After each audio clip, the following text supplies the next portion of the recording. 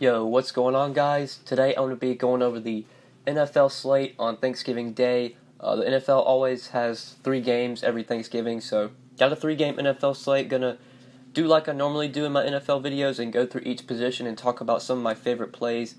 Since it is a 3-game slate, this video will probably be a lot shorter than my other NFL videos, but still going to try and go through this slate as deeply as I can, give as much information as I can, as much analysis. I am recording this Monday afternoon, so this is kind of my first looks at the slate.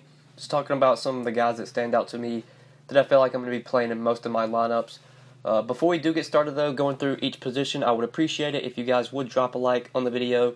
Definitely helps me out a lot. And if you are new to the channel, make sure you click that subscribe button down below, so that way you won't miss out on any of my new videos. But yeah, let's go ahead and look at quarterback for this Thanksgiving Day slate. Starting up top, Drew Brees, our most expensive quarterback. He's $6,700, facing the Falcons at home. Love Drew Brees here. Just really hard to avoid Drew Brees right now. Dude's playing out of his mind. He gets a great matchup this Thursday against the Falcons at home, where the Saints play really well and where Drew Brees plays really well. I'm expecting another big game from Drew Brees. I think we can pencil him in for 25 to 30 DraftKings points. Could potentially even get more than that, especially if this game shoots out, which obviously has a lot of shootout potential here. 2 very good offenses. Love Brees at $6,700. If I can pay up at quarterback, I'm definitely going to be going to Brees. Once you go down from Brees, it's a $600 drop down to Matt Ryan in that same game. And I do like Matt Ryan. I think he has a lot of upside as well. I'd feel better going up to Brees, but if I need the savings, Matt Ryan's definitely my favorite quarterback number 2 on this slate. And then it just kind of gets a little iffy. You got Trubisky, Stafford, Prescott, Colt McCoy. Guys you're probably not going to feel great about rostering. I expect a lot of my quarterback exposure on this 3-game slate to go to Brees and Ryan. I'll probably have a little Trubisky, maybe a little Stafford. Don't think I'm going to have much Colt McCoy or Dak Prescott. Just don't feel really good about those guys. Don't feel like they're going to be plays that like win you the slate. I feel like the top 4 quarterbacks are probably going to be the ones you want to go to, especially the top 2. Between Trubisky and Ryan, would definitely have Ryan in that situation. Between Stafford and Trubisky, I would go Trubisky. I'd probably rank the quarterbacks how they are in price, being Brees my favorite, then Ryan, Trubisky, Stafford, Prescott, McCoy. But mostly the top 2 is where I'm going to be landing at quarterback. At running back, love the top options here. You have Zeke facing the Redskins, and you have KAMARA against the Falcons. KAMARA is definitely the guy I want here. The Falcons have just been getting torched by running backs this year, especially running backs that can catch the ball out of the backfield. We obviously know that's what KAMARA is very good at. He played the Falcons earlier this year and just totally dominated against them. Week 3 against the Falcons had 16 carries for 66 yards. Keep in mind this was with Mark Ingram not playing. 16 carries, 66 yards. Also had 20 targets, 15 catches for 124 yards. 37 DraftKings points when KAMARA faced the Falcons at the beginning of the year. I don't expect 37 DraftKings points out of KAMARA, although he does have that kind of upside. But I think the carries should be there. He's probably going to get 10 to 12 carries. The target should definitely be there. That's where KAMARA really thrives. And against this Falcons team that can't defend pass-catching running backs, absolutely love KAMARA here. Definitely would play him over Ezekiel Elliott. I'm probably going to have some exposure to Elliott, but I expect to have a lot more exposure to Alvin Kamara. Just think it's such a great matchup. And pretty much the same can be said for Mark Ingram as well. Ingram has been getting some nice volume lately. He's been getting the touchdowns as well. He got 16 carries last week against the Eagles, 103 yards, 2 touchdowns. Didn't get any pass game involvement in that game, but before that game against the Eagles, he did get 3 targets. Against the Bengals, also got 13 carries, 104 yards. Honestly think you can play both running backs, especially if you're game stacking this game. This game probably has the most stack appeal. It's just trying to find cheap plays to build around this game, but playing KAMARA and Ingram in the same lineup, I'll probably be doing that in a lot of lineups because both guys have a lot of upside. Both guys get volume to where they could definitely be great plays, both of them. I do like Mark Ingram at $6,100, but we're probably going to need value since we paid up for Brees, paid up for KAMARA. Let's try and find some value. I think that's where Theo Riddick comes into play. Theo Riddick is $4,500. I expect him to get pretty decent volume, at least in the passing game when it comes to the Lions. So Kerryon Johnson probably not going to play come Thursday. I believe he's week to weeks. It's very unlikely he's able to suit up for Thursday. LeGarrette Blount's probably going to start at running back for the Lions, but I don't expect Blount to be very efficient. I expect the Lions to most likely be throwing a lot in this game, which is going to lead to Riddick getting a lot of targets. He got 7 targets last week against the Panthers, 5 catches for 30 yards. This is where Riddick's really, where he does his damage is in the passing game. He's not going to get you many carries. I doubt he gets more than like 4 or 5 carries in this game, unless Blount gets hurt or something. I'm definitely not playing LeGarrette Blount. I think he's 3,400. Just can't go there. Just don't feel good about it. Would much rather play Theo Riddick. Even if Riddick doesn't get a ton of carries, we know he's going to get the work in the passing game. I expect the Lions to be throwing in this game, like I said. So Theo Riddick is 4,500. I really like him as a value running back, especially with Kerryon Johnson probably not playing for this game. It's going to be interesting to see if people go to LeGarrette Blount. He's probably going to start. He's probably going to get 10, 15 carries. But the dude's just so inefficient. You just look at like his yards per carry. When the game log pulls up, it's really, really ugly. Last week against the Panthers, 7 carries, 1 yard. Against the Bears, 6 carries, 4 yards, 5 carries, 8 yards, 3 carries, 3 yards. Dude's pretty much just like, he just runs into a wall and then he just falls down. Like, LeGarrette Blount, not a good running back. Definitely not playing this dude, even though he's 3,400, just can't do it. Just don't feel good about it. Really don't think he has any upside. So I like going to Riddick as my value running back. You could go to Adrian Peterson or maybe Tevin Coleman or even like Jordan Howard, but I think Riddick's probably the value play I want at this position if I'm trying to find a cheap running back. So let's go ahead and move on to receiver now. Also have some good studs at this position. You have Michael Thomas and Julio Jones, both great plays. It's pretty much going to be impossible to play KAMARA, BREES, and Michael Thomas in the same lineup unless you really just go cheap at other positions. You probably could do it, but it's going to be really hard. So in lineups where I don't pay up for KAMARA, I'll probably have some of these expensive receivers. Michael Thomas is definitely my favorite option. I prefer him over Julio, but I'm going to play both. A 3-game slate, going to have exposure to both. But since we did pay up for BREES and KAMARA, we'll try and go a little bit cheaper at this position, and there are 2 mid-range plays I like here. Definitely like Kenny Golladay. Just been seeing a ton of volume with Marvin Jones out.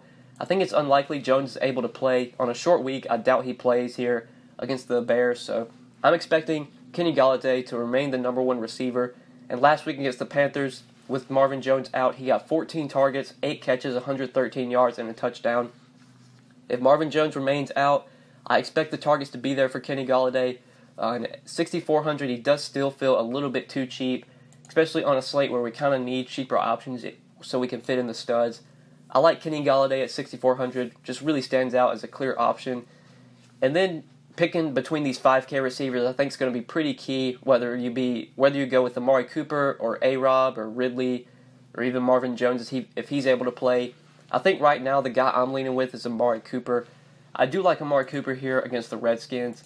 He was pretty popular last week on Sunday against the Falcons. I think he was really cheap. He was 5,400. He only got 5 targets, but he did get 3 catches, 36 yards.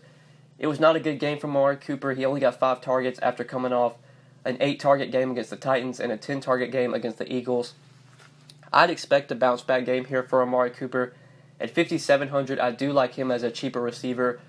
I'm probably going to be mixing up my exposure. I'll have some Cooper. I'll have some A-Rob. Probably even have a little bit of Ridley. I definitely feel better, though, about Cooper and Robinson over Ridley. And Marvin Jones, if he is able to play at 5K, I do expect him to be a decent option you could go to because you know the targets are going to be there for him and Golladay. And then when it comes to value receivers, QUAN Smith, he's coming off a really big game last week against the Eagles. Had a massive game, 10 catches, 157 yards, and a touchdown. He got 13 targets after coming off a 0-target week against the Bengals. I don't expect QUAN Smith to get 13 targets again, but probably a good projection when it comes to targets is about 5 to 6. So if you want to go there at 4,700, I think he does make sense. I have a pretty good feeling he's going to be very popular since he's coming off this big game.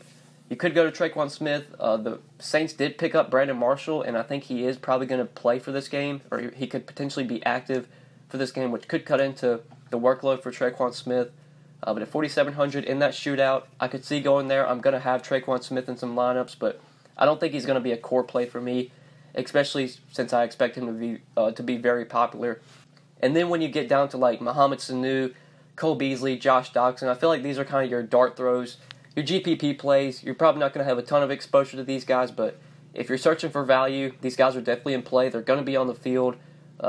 I probably want to avoid the Washington passing game with Colt McCoy now at quarterback. I don't feel very safe rostering these guys. Maybe Jordan Reed's probably the safest option from the Redskins passing game. If you want to go to Doxson or Harris, you could, but that's probably going to be an avoid for me. Trey Quinn, he did start for Jamison Crowder last week. I believe he was listed as a starter. He did get 4 targets, 4 catches for 49 yards. He is only 3,500. Could potentially go there as a low-owned play, a cheap option, especially with the price tag. I'll probably have a little bit of him just with how cheap he is, but definitely not a core play for me this week. Really, my favorite cheap receiver would probably be Tre'Quan Smith, I guess, or Marvin Jones if he plays. But I do really like that mid-range with A-Rob, with Amari Cooper, Golladay. Those are the guys I expect to have a lot of exposure to. But yeah, let's go ahead and move on to tight end now. So at tight end for this 3-gamer, I expect to have a lot of Jordan Reed. He's probably going to be my highest owned tight end.